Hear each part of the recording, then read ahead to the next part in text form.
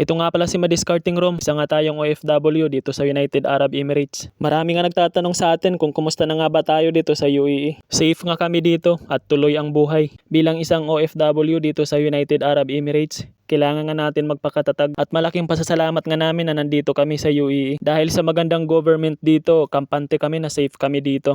Kaya sa mga nababasa nyo sa social media, huwag nyo agad paniwalaan. Lalo na kung hindi galing sa official website ng UAE. Anyway, ito ngayon time na nasa Al Ain ako at day off natin. Kasama nga natin dito sila Roxanne, Kim at Sir Lauren. Sinulat mo pa talaga yung Madiscarting Room dyan, ha?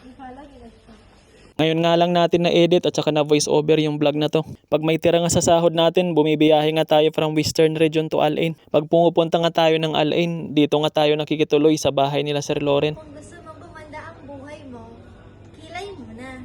Paminsan-minsan nga lang tayo nakapunta dito sa Al Ain dahil nga ang mahal ng pamasahe. 2 bus nga yung sinasakyan natin para lang makapunta ng Al Ain.